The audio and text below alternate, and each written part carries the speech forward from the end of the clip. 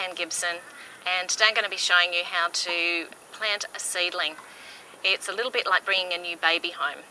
When we bring a new baby into the house, there's a special room that's been set aside for the baby. It's got a cot, and all the baby's needs are going to be met. Well, today we're going to be looking at a plant baby, a seedling, and it's just the same. Just as you wouldn't throw a baby in a cot and just expect it to care for itself, it's the same when we bring those little seedlings home.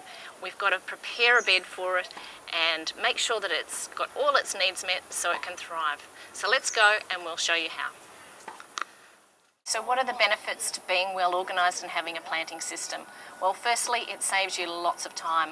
I'm planting seedlings every week, and I had to come up with a system that was going to make things really quick and easy for me, that I could grab a bucket and run out there and get the job done super fast at the right time of day. So I'm going to show you what that system is. If we don't have a system, we're going to waste a lot of time and you're not going to enjoy the gardening, and it's going to be all in the too hard basket. So we are looking first here at both our equipment, the tools we need, and also some of the materials, the raw materials that we need. So we've got a bag of fertiliser here. Obviously I can't drag this out into the garden, so I need to decant it. And so I've put it into a small container.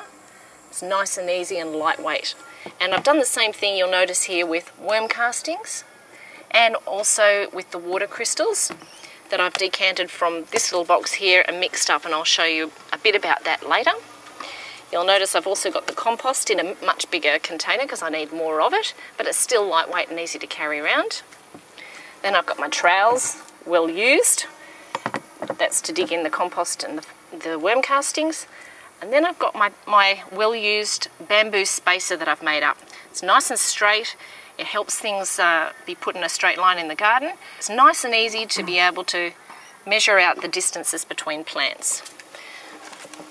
Then you'll notice I've done the plants that I'm actually planting today. I've done the labels, and on the back where I've sourced the seed from, the date that I'm planting them, and also how far apart. So when I get out into the garden, I know exactly how far apart to space those plants, and I don't have to take my book out there to try and work out how far apart they need to be. It's nice and easy. I've also got a couple of popsicle sticks, or sometimes a few more if I'm planting more plants, and that's simply just to put in the spaces where I'm going to plant the plants so that I don't have to keep the pots out there in the sun too long. My well-used gardening gloves, of course. You can tell I'm out there a lot. Sometimes I even wear a pair of disposables underneath, so if I have to do some fine work, I've still got gloves on, but the dirt doesn't get up my nails. And I've also got some great little measuring tools. This allows me to measure out exactly the amount of fertiliser I need, and they're plastic and strong, so get some tools like this in your toolkit. They're really, really useful, and you'll use them time and time again for liquids or powders. Of course, I've got my seaweed. Now, I usually use the Natra kelp or sometimes sea salt, and I can decant it down into a nice, easily dilutable sprayer as well, which is nice and handy, and that hooks easily onto the bucket. Now, of course, all of these things need to get out to the garden, and this is the easiest way I've found. I use a nice plastic, it's nice and strong, but it's very lightweight, and I can pop all these things straight into the bucket and carry it out into the garden in one trip. I've already been pre-soaking my seedlings in a container of some seaweed, so they're all ready to go. I've got my watering can ready, mixed up with my seaweed solution, so that's all ready.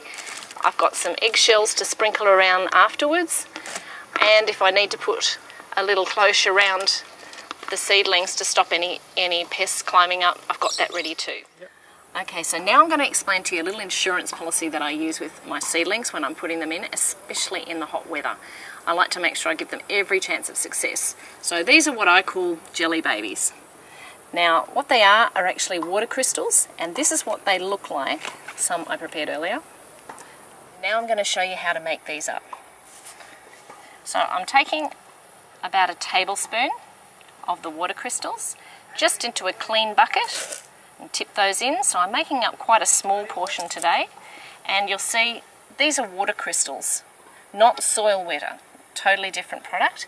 This is quite a small amount I'm going to use today, only because we've got a few seedlings to do. So just a little dash of seaweed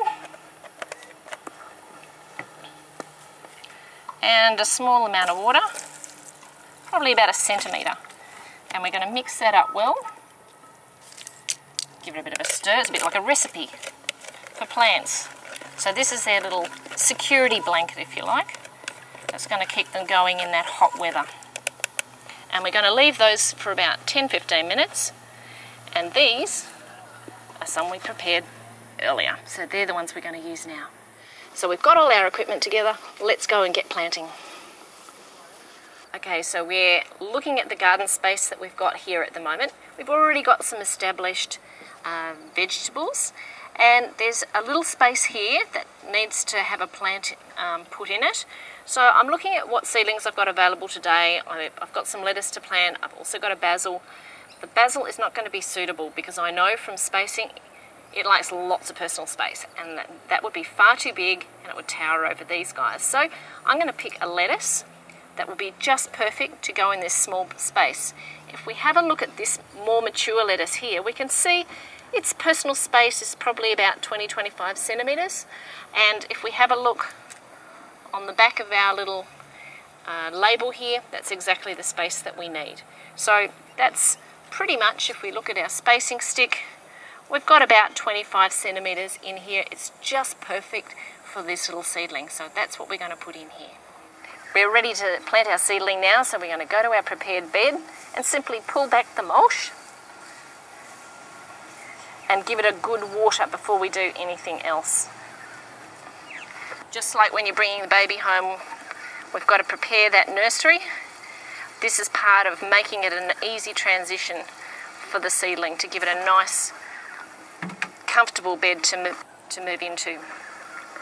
Okay, so the next thing that we're going to do is make the bed. I like to think of the seedling as a little baby, and what we're going to do is just add, lots of healthy worms here. That's all good. We're actually going to add some compost, some organic matter. So it's got plenty of food, and this is, I like to think of this as the mattress. So we're just putting down a nice mattress of compost.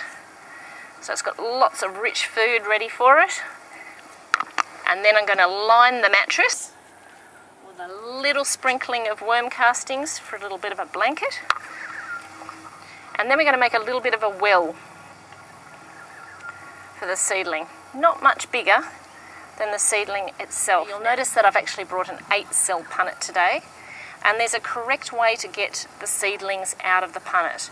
And this is really important because at this stage the babies are really, really delicate, and we never actually pick them up by their roots or their stem. The correct way to actually take a seedling out of a punnet is to have your hand supporting. With these ones, just to push up the little base so that they plop out. And this has been pre-soaked in our seaweed, so it's not going to be too stressed. We pick up gently by the leaves, not touching the root at all, and we place it upright in the hole. Now, you may not want to stand there for a moment. And here's where our insurance policy comes in. So we're going to actually take about a dessert spoon of our jelly babies or our water crystals soaked in seaweed and sprinkle them around the little plant there. Not underneath, because we don't want it to pop up. This is so that it's got a lovely nutritious feed already in its bed, so that it's going to help it settle in nicely, and the seedling's going to have a drink of seaweed pretty much straight away, so it won't be so stressed. Okay, so now we need to finish making the bed and to gently backfill with a little bit of extra worm castings and tuck it in. So we don't want to press down too hard, just firmly to make sure. You'll notice that it's just sitting level with the soil there. We can just slightly cover it. We don't want to bury it too deep. We're just gently patting it down to make sure that the roots come in contact with the soil, but not so that there are big air spaces. So just gently, not too hard like that. And now it's sitting up nice and straight. We've tucked it in, and we're going to give the little baby plant some food. So I've got my fertiliser here. Again, just a small sprinkling of a spoon, not on the stem, just around. Give it a drink now of some seaweed and water it in. That will actually make that food soluble straight away. Try not to water on the leaves, just gently around.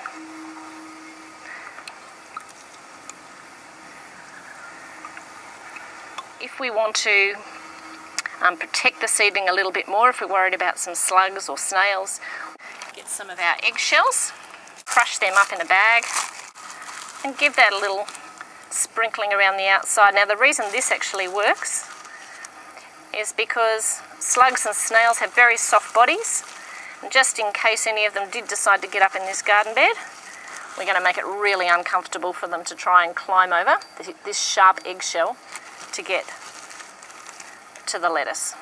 And then we finish off by pulling up the doona, leaving an airspace of about 2 to 3 centimetres around the plant so that it can still breathe. And finally, we'll pop our label in so everyone knows what our plant is. And we're done. Simple as that. Okay, so we've moved to the next part of our garden bed. We're ready to actually work out the spacing of where our plants need to go in the garden bed now. So I'm going to use my bamboo spacer and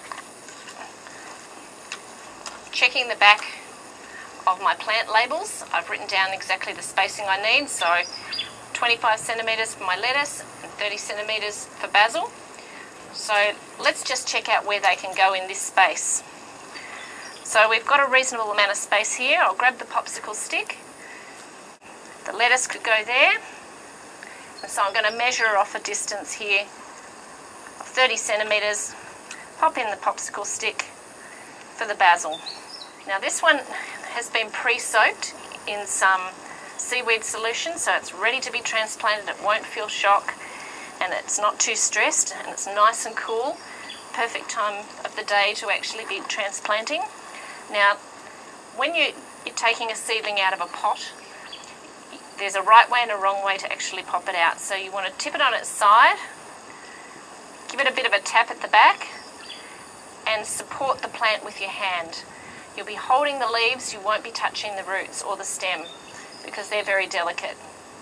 So we just gently tip that into the hole. I'm going to protect this seedling with a little plastic cloche that I've made out of a drink bottle, so you can see that it's just been cut off at the bottom and the top. We'll pop it around the seedling for maybe a few days, a week, and once it's a bit more established, or we've established that no birds or slugs or snails are attacking it, we can take it away and put it onto another seedling. So we're just going to put it down about 1 centimetre deep into the soil so that it sits in there nice and snugly. Then we can pull the mulch back, and this is the doona that we'll pull back and we finish making the bed. That one's already got a nice space around it, the basil, so we know that there's going to be enough air around the seedling. And finally, we'll pop our label in.